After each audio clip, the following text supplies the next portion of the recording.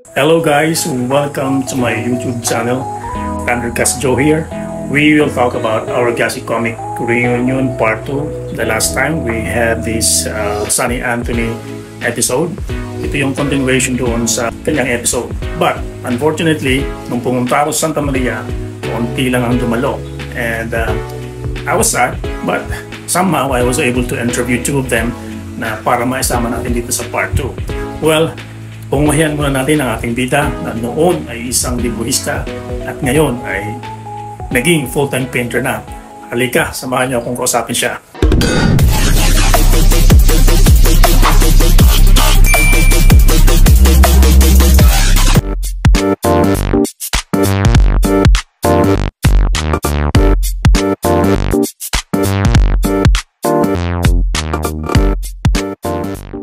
A comic book illustrator is not an easy task. Talent or skills required to become a comic book illustrator, understanding of visual storytelling and familiarity with comic genre, while a painter is certainly an artistic profession and you can put it under the category of art. However, itong ating bida, like I said, was a former comics illustrator and then became a painter. He admits that he was greatly influenced by the two masters, yet he also admires the works of other impressionists. He has mounted exhibits at selected venues and galleries nationwide. Ating kilalanin, walang iba kundi si Joe Hilario.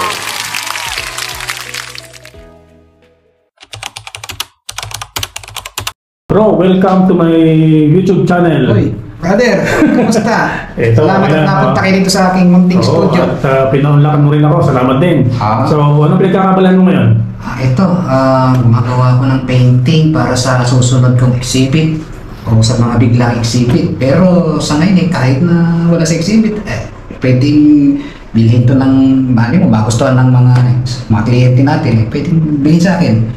So, anong subject mo rito?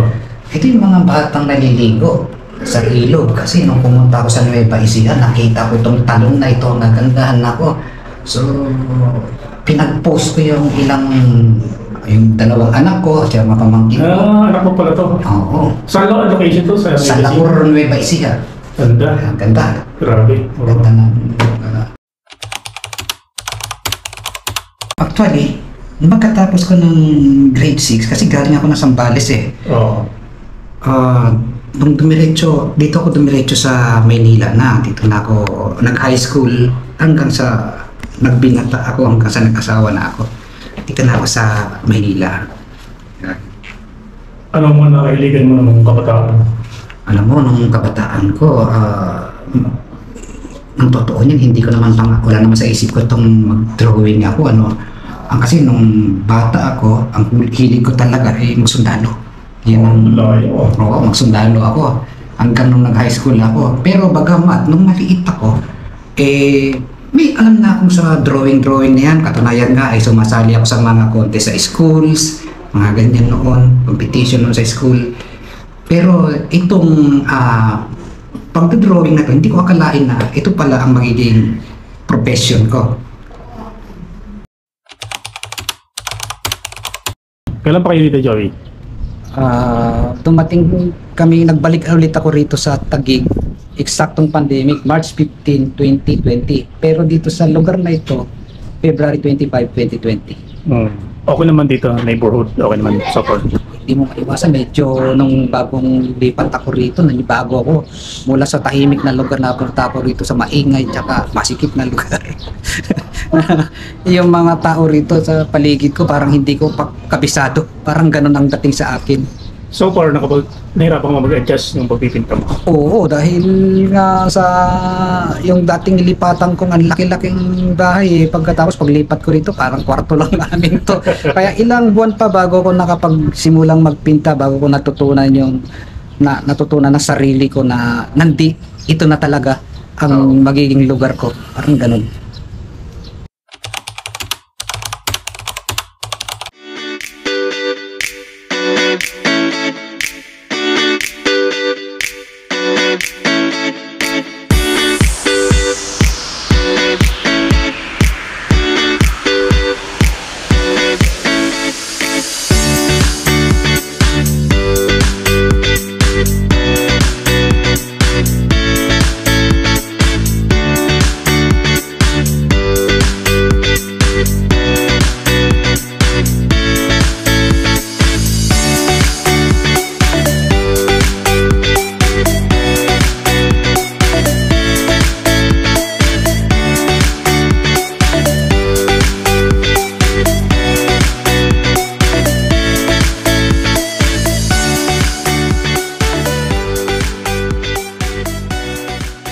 Nung araw na ako'y bata pa, ay hindi ko pa masyadong nalalaman na may matututunan ko pala ang pagguguhit. Oo. Sa mga proyektong pang-paaralan, mga drawing, hanggang doon lang ako nagdo-drawing. Pero nung nag-high school na ako, at lagi ako nakakabasa ng mga comics, kasi yung aking ama ay mahilig sa Hiwaga at saka Filipino comics nung araw. Yun. Lagi siya nag-uuwi ng comics, nababasa ko yung mga gawa ng mga dibuhista at ng mga writer, at napapanood ko pa sa pelikula kung minsan. Kaya nung mga panahon na yun, habang nagbabasa ako, isipan ko rin pag-guhit-guhit, yan, nakakaguhit ako. Pero hindi rin ka gandahan ng mga gawa ko noon. Hanggang sa nagtapos ako sa aking pag-aaral. Bago ako magtapos pala sa aking pag-aaral, ay mayroong nakapagsabi na baka ikaw gusto ko subukan na mag-aral ng comics. Pero hindi ko muna pinagtuulan ng pansin yon. Sinuna ko muna mag-enroll sa UE at FEU, pero nasa pagsaraduhan ako ng kursong Fine Arts noong 1989. Kaya habang ako nakapahinga, muli ako naalok ng aking si Tita Rose. Nakausapin yung mga nangungupahan sa kanila na nag-aaral noong kasalukuyan, pansamantala, pasingit-singit ng kursong comics pag-illustrate kay Mr. Hal Santiago, ang ating Philippines greatest illustrator. Oo, kaya pala Ngayon, itong grupo na ito ng kabataan na to, hiningi yung aking mga gawang drawing noon at titingnan daw nila.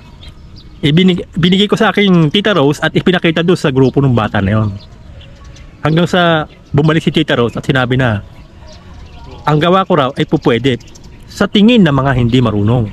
Pero sa mga marunong na makakakita, marami pa itong dapat na isaayos at tama.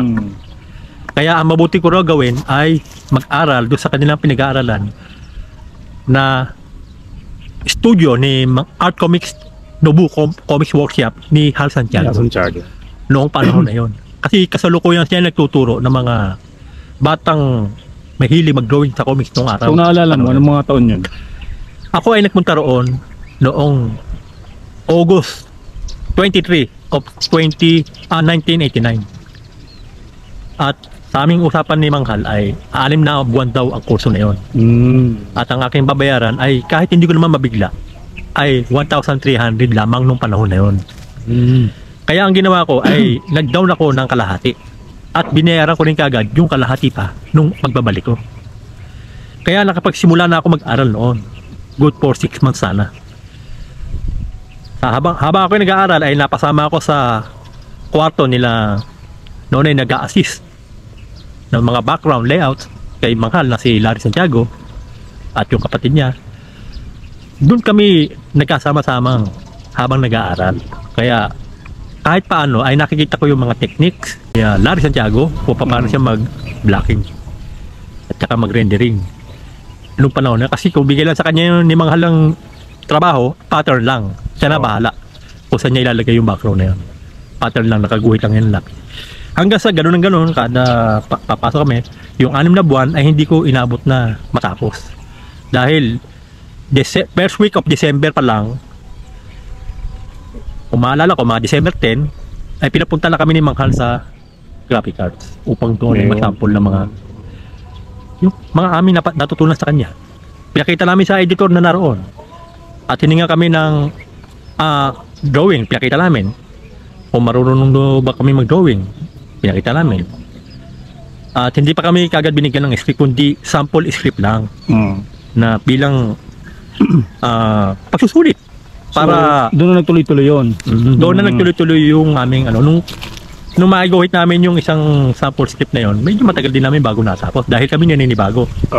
Pero nung nagtuloy-tuloy na, medyo dumadami-dami na yung bigay ng editor. Siguro dati mga 1 linggo isa, 2 linggo 2 linggo, nakakadalawa, 3 na kami. Hanggang sa nakakaya na namin mag-drawing na hanggang 12 hanggang 15 script sa loob ng 1 linggo. So the rest is history. Ang kalakasan no 1993. Hanggang 94 umaabot ng ganun. Growing up since 1982 5 years old ako noon. Doon ako nag-start na magbasa ng comics, particular yung funny comics. Doon ko unang na-discover sila si Ronnie Santiago, Sir Larry Alcala, Superdog. Ayun. And then from there, na-discover ko na yung mga humor, nakakatawa yung mga humor nila. Then nagbabasa din ako ng other than funny comics, yung mga comics sa holiday, horror, special. Then aside from local comics, nakapagbasa rin ako ng comic strips like Garfield, Lil Kim, Peanuts ni Charles. Dami pala, no? So maraming comics artists yung nag-inspire sa akin, particularly humor, local and international. So from there, elementary, high school, start din ako mag-drawing noon. Ang particular na ginagaya kong art style si Sir Ronnie Santiago. I like his humor.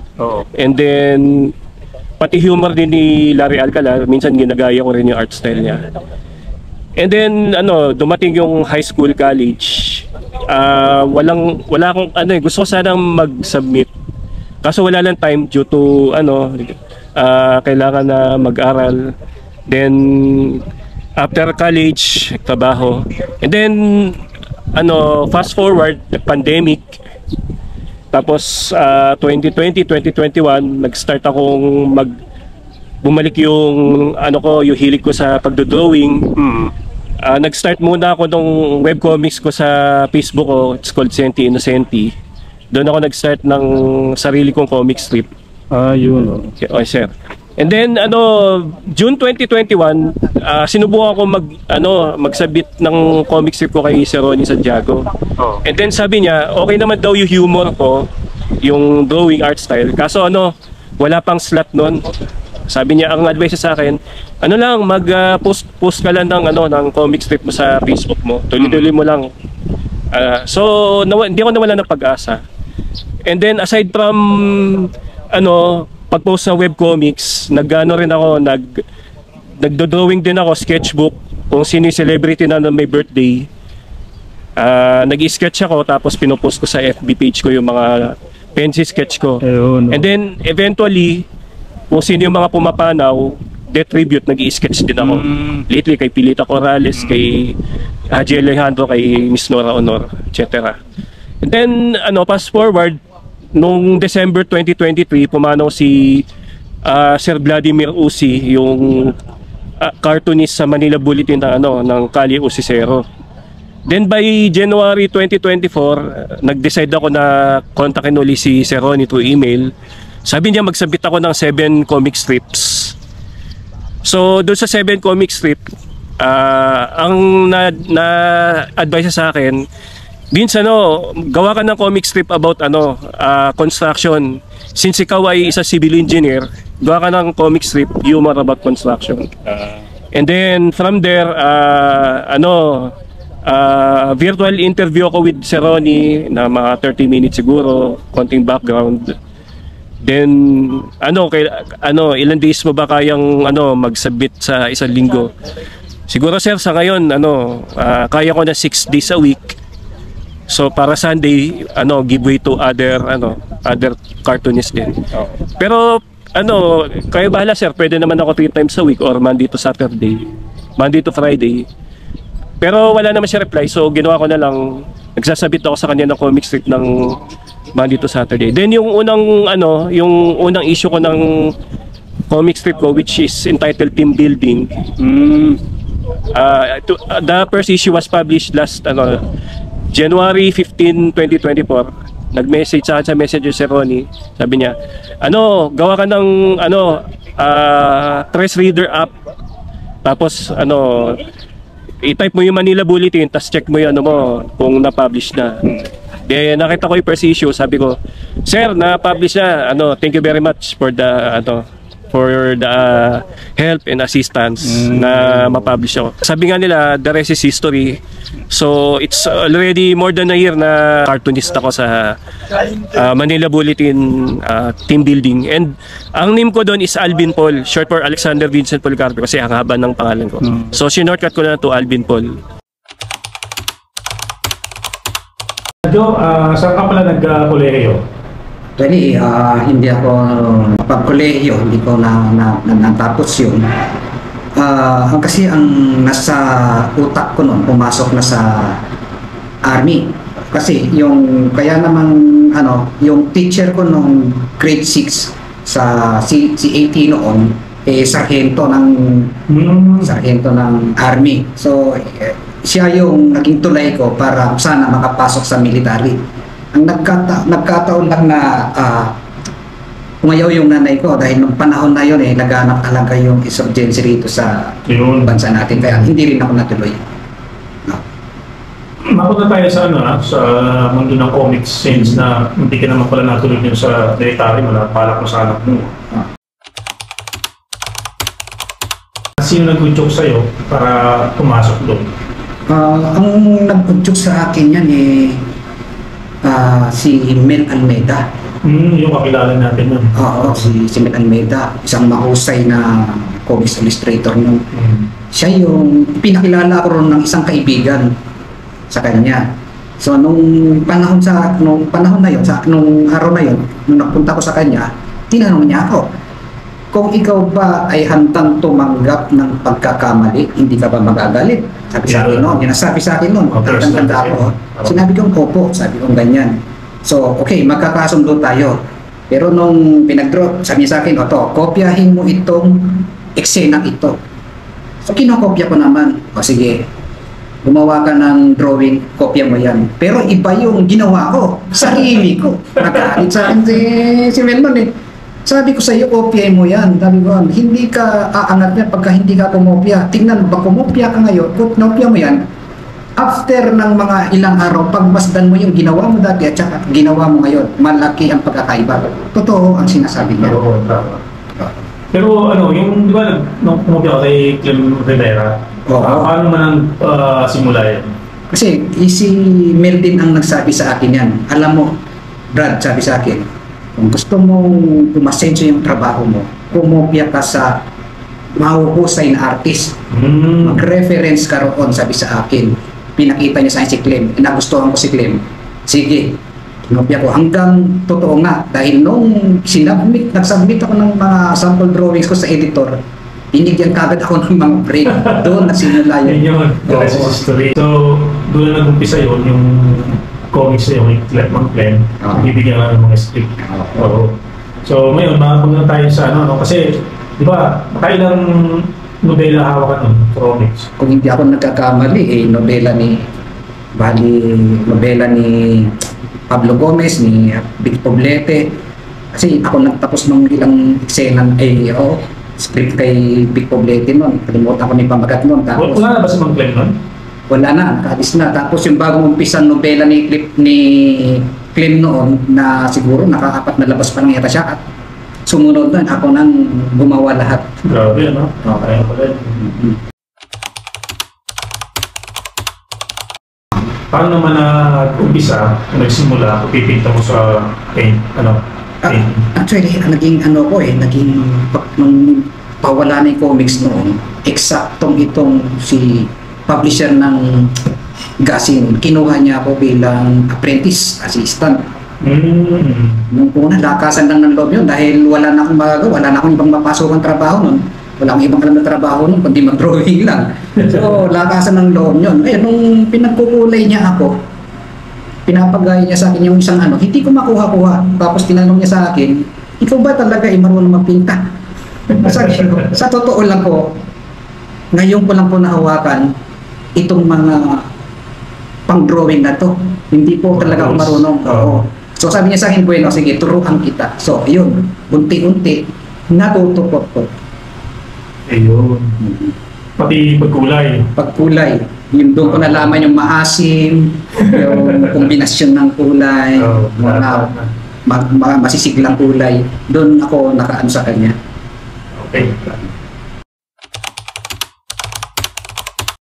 Joey, pwede ba i-describe sa amin kung bakit may itong artistic style mo, kung sino yung mga na-influensya sa'yo? Maraming na-influensya na akong mga artist. Unang-una si Sopronio Mendoza, tapos si Amor Solo, tapos si Joaquin Sorolla, Sargent, mga western impressionist artist. Yan ang nakapag-influence sa akin. Pero ito, ipaliwanag mo nga sa amin kung bakit may mga studies ka dito sa wall na to. Anong kahalagahan ito sa'yo? Kasi dito pa lang kasi makikita ko na kung ano ang kalalabasan ng painting ko. Kaya gumagawa muna ako ng studies. Tama. Tapos kapag kasinalin ko na sa canvas, doon na lang ako mag-a-adjust kung dapat ko bang dagdagan pa to, alisin ito, o yung forma nito, Correct. baguhin ko. At least, tsaka isa pa, pagka may nagpapagawa sa akin, pag-commission, lagi kong sinasabi sa kanila na gagawa muna ako ng studies at ipakikita ko sa inyo para pag alam nyo na kung ano ang kalalabasan ng painting ninyo. Yan ay iwas na reklamo. Kasi may mga pagkaminsan kasi may mga ano, bakit ganito ginawa mo ganyan-ganyan? So, iyan ang in-approve ninyo. Oo, tama. Oh, di ba? Meron kang batayan. Batayan, Oo. Ayos. So, lahat pala to dumaan sa studies mo, no? Yun. Ito lahat naman to ay commission. Hindi. Pang-exhibit yung iba. Alam ko may dalawa kang pintor o tatlo, di ba? Bakit sina Amor Solo o Mendoza yung hinahangaan mo? Kasi una-una, kay Amor Solo, maka-Pilipino yung mga gawa niya. Tapos, Filipinism, tapos kay Mendoza, yung kulay niya. Ang ganda. Bright na may kakaiba talaga kay sa kulay ni Mendoza. Yan ang hinahangaan ko. At saka yung kay Sorolla. Yung Sorolla. Di ko alam masyado ang gawa ni Sorolla. Oo. Pero ano bang style ni Sorolla? Parang kumbaga sa kay yung mga parang native yung gawa niya, yung mga kung ano yung nangyayari, kung yung tanawin dun sa kaugalian dun sa everyday living dun sa Espanya, yan ang niya, pinipinta niya, mga beaches, mga ganyan, mga everyday living, yun ang ginagawa niya. Si Ingisa, sino ba yun? Si Sargent. Oo. Ganun din. Gusto ko rin yung estilo niya, mga brushstroke niya, mga Ano mga ginagamit mong brush, Joy? Ito, flat brush. Gagamit ko to para sa pamalakihang portion na ipipinta ko. Tapos ito pang-detalye. Ginawa may mga mata-mata lang yan. Yan, itong ginagamit ko, mga konting detalye. Pero ito, madalas kong gamitin ko, lalo na kapag volume na yung ginagawa ko. Ano ba mga eksena ang paborito mong ginagawa? Mga landscape na may mga tao, mga ganyan. Anihan, mga bata naliligo, ganyan. Pagka may nakita kong magandang tanawin at interesado kong ipinta, ginagawa ko. Tulad Ganda? Oo. ayan. Bakit gumagawa ka nitong maliliit? Para saan? Kung minsan kasi kailangan ng gallery or may kliyente na kailangan ng medyo mas mura-murang painting. So ayan, ino-offer ko yan. Kasi sellable kasi yung mga ganyan eh. Correct, tama. Oo, sellable, mga maliliit lang.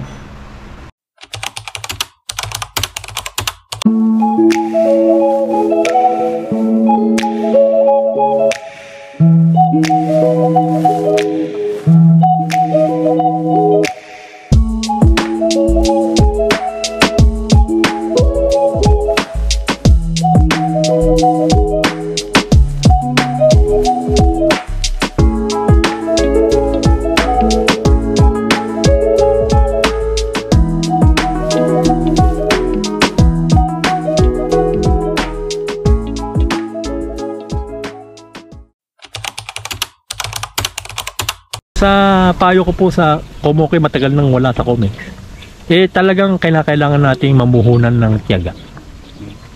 At hindi lang tiyaga, kundi sipag sa pag-aaral, no? Kung paano natin mapapaganda ang ating pagdidibuho. Kasi ang nabanggit niya noon ni Manghal, huwag nyo munang isipin yung kikitain ninyo. Hayaan ninyo yung trabaho ninyo ang magsalita para sa inyo. At kung narating nyo na yung antas na kayo, napahusay nyo na at napaganda yung trabaho ninyo, yan na ang kusang magbibigay ng halaga sa inyong trabaho. At hindi nyo na kailangan hingin pa. Tama. Ang trabaho mo na ang magkasalita para sa iyo. O ano, magkano talaga ang dapat mong makuha ang kabayaran. sa mga gusto mag-drawing, kailangan gusto nila talagang mag-drawing by heart dahil gusto talaga nila. And then eventually kung magaling na sila sa pagdo-drawing and then balak nilang pumasok sa comics industry, magsabit na sila. Along the way, rejection, nandyan lang lagi yan. Kung ma-reject ka man once or twice, don't give up. Magsabit ka lang na mag-submit. Eventually, may editor na makakabasa ng comic strip mo or comics mo and magugustuhan yung comics mo. So from there, I think yun yung stepping stone mo para makapasok. Yung sa lahat, sabi nga ni Stanley, out of 1 billion o 4 billion people on earth, at least meron isa na makagusto ng ng art style mo, yung story mo, graphic novel mo. So yun yung motivation ko. Laki yung titigil na magpinta, mag-drawing, ganyan, kasi yan ang fundamental o diyan nagsisimula yung isang obra sa pamamagitan ng drawing. At least aral, kasi yan din ang pinayot sa akin na mag-drawing ka na mag-drawing para hindi kalawangin. Tapos kasi ang art para sa akin ay walang katapusang pag-aaral. Palagi ko sinasabi yan sa mga tinuturuan ko na walang katapusan yan. Huwag kang masisiyahan sa ginawa mo. Basta mag-research ka na, manood ka sa YouTube, ganyan. Kung may halimbawa, may kaibigan kang magtanong ka sa kanila kung paano ba ginawa ito, ganyan. Yan na. Unang-una, nagpapasalamat ako sa aking mentor, si Manghal. Pangalawa kay Larry Santiago na habang kami tinutuloy ng Manghal, nabibigyan din kami ng paunti-unting guidelines para hindi rin kami nabibigyan. Malaking bagay rin mas kasama naming matagal si Larry Santiago dahil 8 hours kaming magdo-drawing at pagka tapos, taka lang namin makakain kwentro si Manghal para ipakita yung aming trabaho. Kaya mas matagal namin nakakasama si Larry, mga pointers, marami rin kami nakakuha sa kanya. Nagaling din ni Manghal din yun. Kaya pasalamat ko at naging inspirasyon sila sa aking pagsusulong na maging isang comics illustrator ng halos 8 taon. From 1989 to 1997. Almost. Ito yung gawa mo, di ba? Ito po aking mga huling gawa.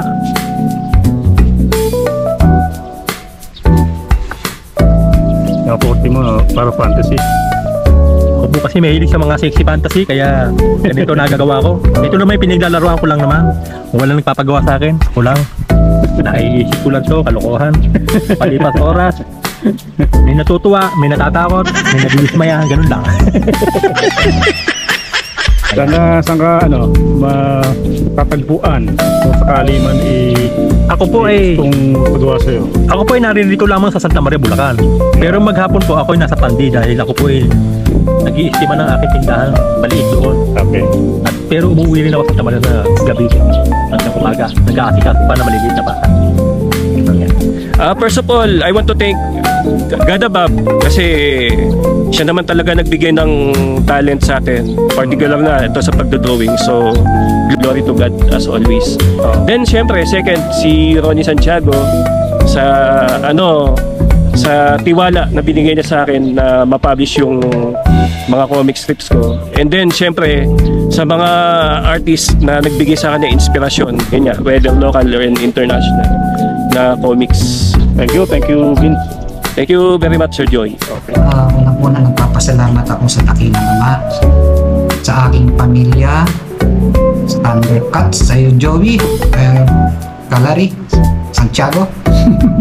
Maraming salamat sa inyo sapagkat kayo ay nakarating dito sa aking munting studio.